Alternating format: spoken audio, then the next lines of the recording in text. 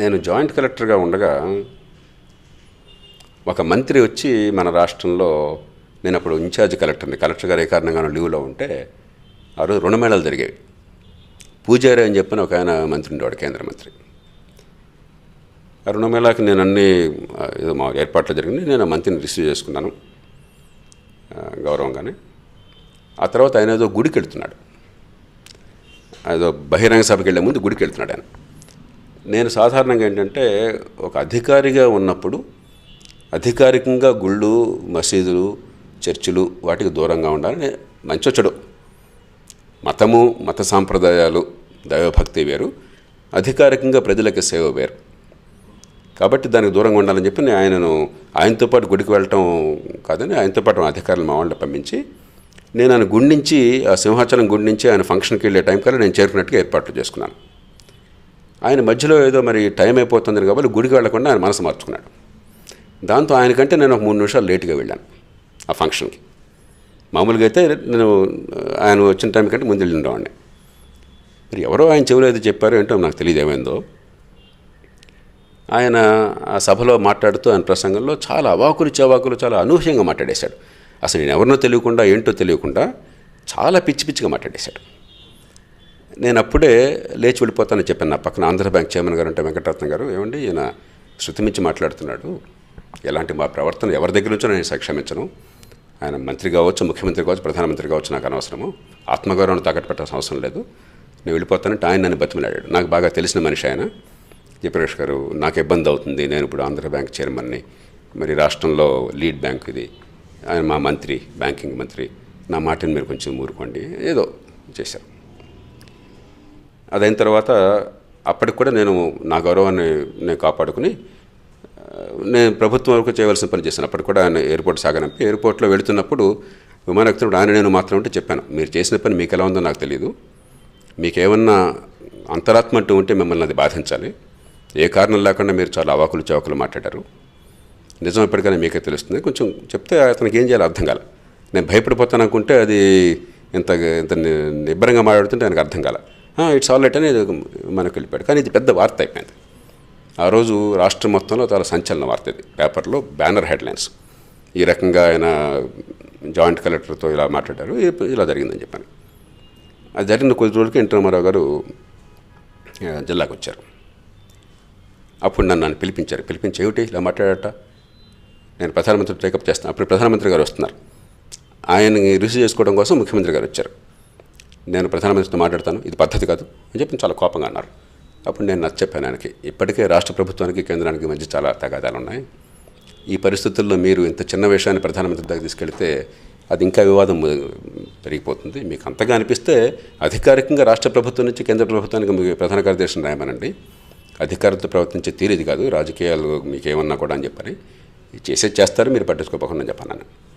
అప్పుడు ఎవరో కొందరు పార్లమెంట్లో కూడా రేస్ చేశారు, మన రాష్ట్రం నుంచి పార్లమెంట్ సభ్యులు, ఉపేంద్ర గారు అనుకుంటాను, ఒక ఉత్తరం రాసినట్టున్నారు. ఆయన సరే మీరు చెప్పారు కాబట్టి నేను మాట్లాడని చెప్పి ప్రధానమంత్రితో ప్రస్తావించాల.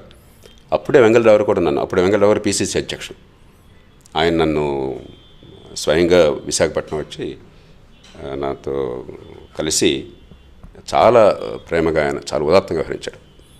జయప్రకాష్ గారు, ఇది మీ గురించి నేను విన్నాను, నాకు పూర్తిగా తెలుసు, దురదృష్టం ఇట్లాంటి ప్రవర్తన, నేను సిగ్గుపడుతున్నానని చెప్పిన ఆయన ఎవరో చేసిన తప్పుకి ఆయన నాకు క్షమాపణ చెప్పారు. అప్పటి నుంచి నాకు వెంగళరావు గారు అంటే ఆ రకమైనటువంటి అనుబంధం ఉంటుంది అన్నమాట. కాబట్టి అది మొట్టమొదట కలవటం. అది అప్పటిదాకా బహుశా ఒక చిన్న కింది స్థాయి అధికారిగా నాకు వచ్చి ఆయనకు తెలిసిపోయి ఉండొచ్చు. సరే, మనందరికీ ఎన్టీ రామారావు వచ్చింది తెలియదు, ఆయన రాజకీయ రకమరిపై ఎన్టీ రామారావు గారు తెలియని వాళ్ళు తెలుగునాట ఎవరు ఉంటారు. కానీ వ్యక్తిగతంగా కలవడం కానీ సంభాషణ కానీ ప్రధానమంత్రితో గట్టిగా నేను టేకప్ చేస్తానని నాతో అన్నప్పుడు నేను వద్దని వారించాను. అదే నాతో ఆయనకి మొట్టమొదటి సంభాషణ.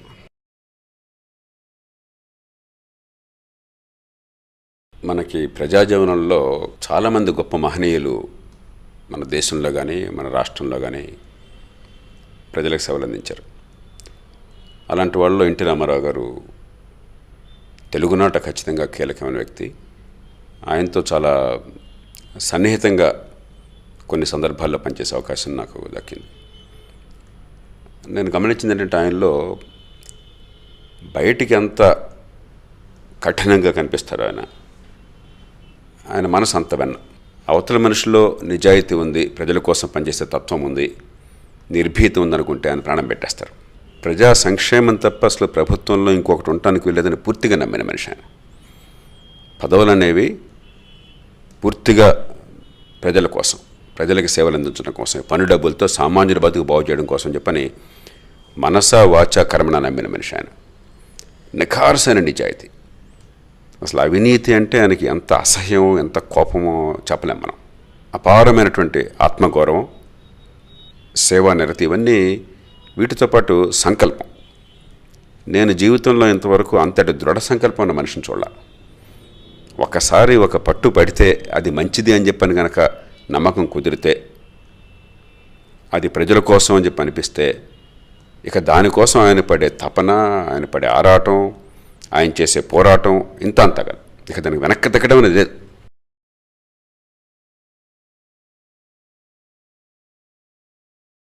నాకు బాగా గుర్తుంది, ముఖ్యమంత్రిగా ఆయన 1994 చివరిలో పదవి స్వీకారం చేసిన తర్వాత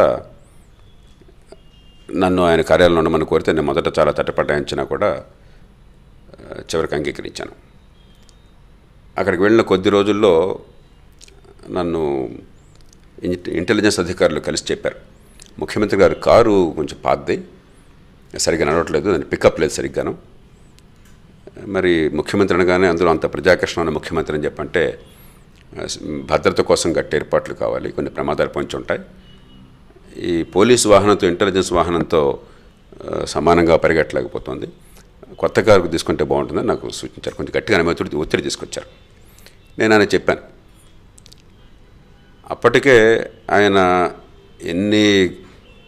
ఎంత ఖజానా కష్టమైనా కూడా ఈ ప్రొహిబిషన్, ఇది మన మద్యపాన నిషేధాన్ని ఆయన అమలు చేయాలి అని పట్టుదలతో అమలు చేశారు. అలాంటి మనిషి అంటే సమాజం బాగు కోసం ఆయన దృష్టిలో ఎన్ని వందల కోట్లు వేల కోట్లు పోయినా పర్వాలేదు అనుకున్నట్టు మనిషి ఆ రోజుల్లో అంబాసిడర్ కారు ముఖ్యమంత్రి గారు కొనాలంటే డీలక్స్ కారు కొన్నా కూడా 3.5-4 లక్షలు అయి ఉండేది. 4 లక్షల రూపాయలతో కారు కొనాలని చెప్పంటే ఎందుకులండి చెప్పారు, డబ్బులు వేస్ట్, రిపేర్ చేస్తే సరిపోతుంది కదా అని చెప్పన్నారు. ఆ పాత కారుతోనే నడిపేశారు. రిపేర్ చేయించామనేది కూడా నాకు గుర్తులేదు. ఈవేళ మీకు కోట్ల రూపాయలతో ఏదో మంత్రి పదవులు, ముఖ్యమంత్రి పదవులు, చివరికి ఎమ్మెల్యే పదవులు అని చెప్పంటే రాజభోగాలు అని చెప్పి అనుకుని ప్రజల డబ్బును వెచ్చలుడిగా ఖర్చు పెట్టేటువంటి మన సమాజంలో ఒక ముఖ్యమంత్రి స్థాయి, అందులో అంత ప్రజాదరణ విశేషంగా పొంది నిఖారసైన నాయకత్వం స్థాయిలో ఉన్న మనిషి 3-4 లక్షల రూపాయలు ఆయన కారుకి సరిగ్గా నడవటం లేదు, భద్రత కూడా ప్రమాదం ఉందని చెప్పనుకున్నా కూడా 3-4 లక్షల రూపాయలు అనవసరం ఖర్చు చెప్పనుకున్న మాట అలాంటి మనిషి ఉన్నారని చెప్పంటే బహుశా ఇవాళ తరం చాలా ఆశ్చర్యపోతుంది. నిజంగా జరిగిన సంఘటన. అదే మనిషి రాష్ట్రంలో డిస్టిలరీని కూడా మూసేయాలా వద్దా అని చాలా చర్చ వచ్చింది. ప్రొహిబిషన్ ఎట్లాగో పెట్టాము, కానీ రాష్ట్రంలో ఈ షుగర్ ఫ్యాక్టరీలో డిస్టిలరీస్, ఎందుకంటే మనకి షుగర్ నుంచి మొలాసెస్ నుంచే, ఈ చక్కెర ఫ్యాక్టరీలో మొలాసెస్ నుంచే మనకి మద్యం ఉత్పత్తి అవుతుంది, కాబట్టి డిస్టిలరీస్ని మూసేయాలా వద్దా అని చెప్పని.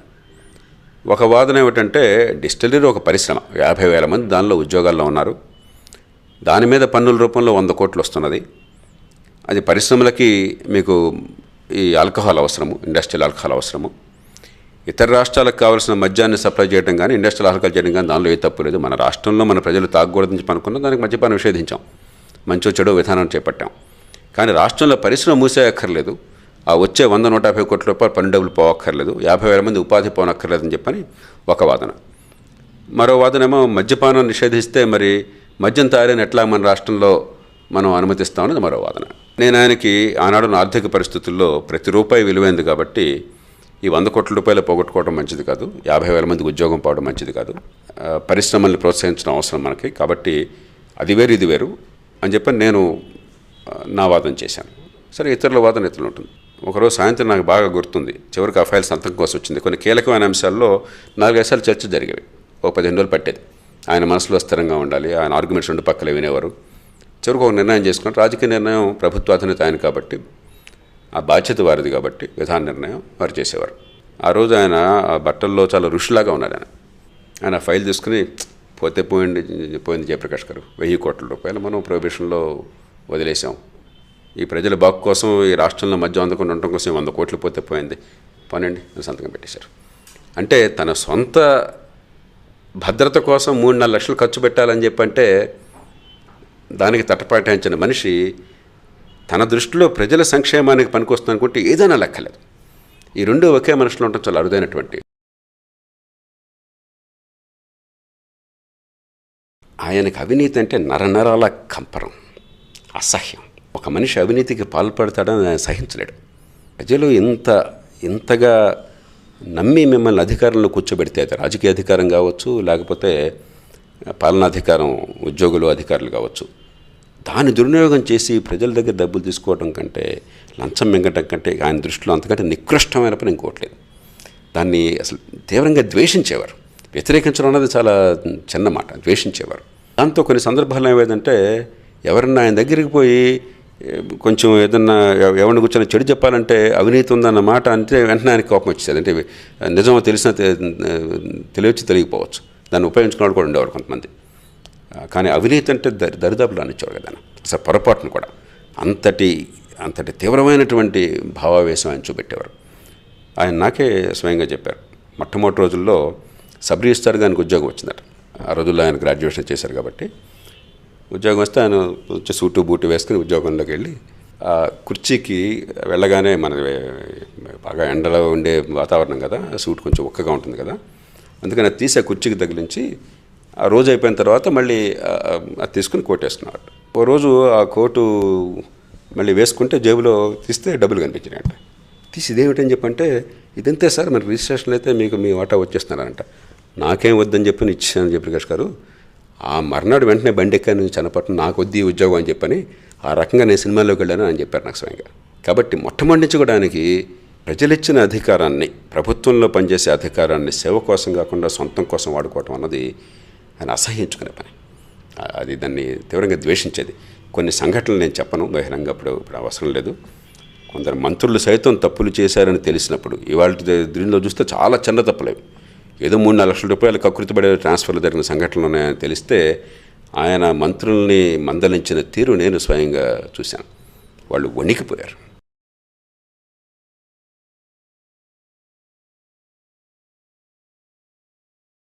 ప్రభుత్వం ఆర్థిక సంక్షోభంలో ఉంది అని చెప్పంటే ఆయనకి మరి వనరులన్నీ కూడా పూర్తిగా ప్రజలకు కావాల్సిన పనులు జరగాలి, అదే సమయంలో వనరులను జాగ్రత్తగా పొదుపు చేసి ₹1 కూడా అదనంగా వృధాగా ఖర్చు పెట్టకుండా ఆర్థికంగా రాష్ట్రాన్ని గట్టెక్కించాలని చెప్పిన తపన. ప్రతిరోజు పొద్దున్నే ఆయనకి చాలా ఆందోళనగా ఉండేది. రాత్రంతా నిద్ర సరిగా పట్టేది కాదు. ఏమిటి అంటే పొద్దున్నే జయప్రకాష్ గారు, రాష్ట్రం ఆర్థిక సంక్షోభంలో ఉంది, విద్యుత్ రంగం సంక్షోభంలో ఉంది, ఇంకెట్లాగా అసలు ఈ పరిపాలన ఎట్లాగా అని చెప్పంటే నేను ఆయన కూర్చోబెట్టి, ఇదిగో 1, 2, 3, 4, 5 ఇవన్నీ మనం చేస్తున్నాం. వివిధ కారణాల వల్ల గతంలో ఉన్న పరిస్థితులు కావచ్చు, లేకపోతే మీరు ప్రజల కోసం చెప్పిన విధానాలు కావచ్చు, ఖజానా కష్టంగా ఉండటం వాస్తవమేను. అలాగే విద్యుత్ రంగం తీవ్ర సంక్షోభంలో ఉంది. కానీ ఈ పనులు కనుక సరిగ్గా జరిగినట్టయితే ఇది తప్పకుండా మనకు మార్గానికి వస్తుంది. ఒక్కరోజు జరగదు కదా ఇది అని చెప్పినాడు. అంటే ఫస్ట్ క్లాస్, దీనిలో సగం జరిగినా కూడా బ్రహ్మాండంగా ఉంటుంది చెప్పి ఆ రోజు తృప్తిపడేవారు. మళ్ళీ మర్నాడు పొద్దున 24 గంటలైన తర్వాత అదే టైం మళ్ళీ అదే చర్చ.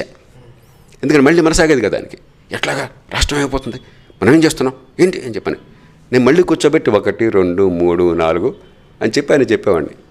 బిడ్డ పుట్టాలన్నా కూడా 9 నెలలు పడుతుంది, అంటే 280 రోజులు పడుతుంది. మనకి బిడ్డ పుట్టాలని ఆతృతుంది కదా అని చెప్పి బలవంతంగా అలాగేలేం కదా.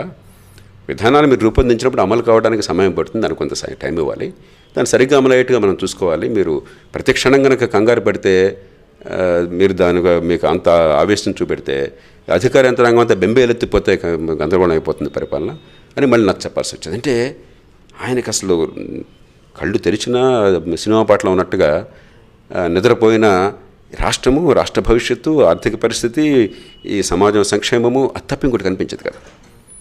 ఒక అసాధారణమైన వ్యక్తి ఆయన.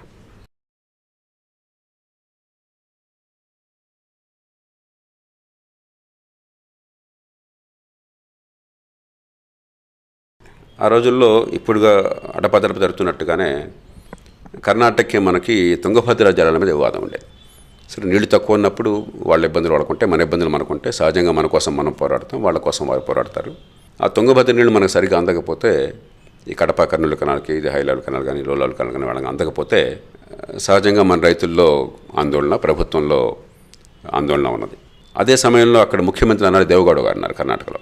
ఆయన కొంచెం తొందరపడి ఆ తుంగభద్ర డ్యామ్ దగ్గరికి వెళ్ళి ఇక్కడి నుంచి చొక్క నీళ్లు కూడా ఆంధ్రప్రదేశ్కి పంపించాం మేము అని ఏదో రాజకీయంగా మాట్లాడతారు కదా, ఓట్ల కోసం చెప్పని ముందు మన రాష్ట్రం మన ఇది ఉంటుంది కదా, ఆ రకంగా ఆయన కొంచెం తొందరపాటుగా మాట్లాడారు. వెంటనే ఒక 15-20 మంది ఎమ్మెల్యేలు, కొందరు పార్లమెంట్ సభ్యులు, కొందరు మంత్రులు, వారంతా కూడా ముఖ్యమంత్రి గారి దగ్గరికి వచ్చి చాలా ఆవేశపడిపోయి ఇట్లా అన్నాడు ఆయన, అన్నగారు మీరు ఒక్కసారి అనుమతి ఇవ్వండి, మీకెందుకు, మేమంతా ఈ ఫలంగా ఇక్కడి నుంచి కొన్ని 100 లారీల్లో వెళ్ళిపోతాం, 1000 మంది వెళ్ళిపోతాం, లక్షల మంది వెళ్ళిపోతాం, అంత తేల్చేస్తాం వాళ్ళని చెప్పి మంచి ఆవేశపూరితంగా మాట్లాడుతున్నారు.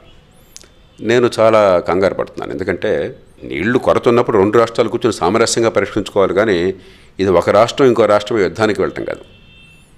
2 పరస్పర వేరువేరు దేశాలైనా కూడా ఇలాంటి విషయాల్లో సామరస్యం ఉండాలి, తొందరపాటు ఉండకూడదు. అలాంటిది 2 పక్కపక్క రాష్ట్రాలు, శాశ్వతంగా మనం పక్కనే ఉండే రాష్ట్రాలు నదీ జలాల్లో ఇబ్బందులు ఉన్నప్పుడు మనం పరిష్కరించుకోవాలి తప్ప శాంతి భద్రతల సమస్య చేయడం సరైనది కానే కాదు. కానీ దానికి కొంచెం జాతీయవాదం కావాలి. ఊరికే నా ప్రాంతము, నా భాష, నా రాష్ట్రం అని కాకుండా ఈ దేశము, దేశ ప్రయోజనాలు అన్న భావం కావాలి.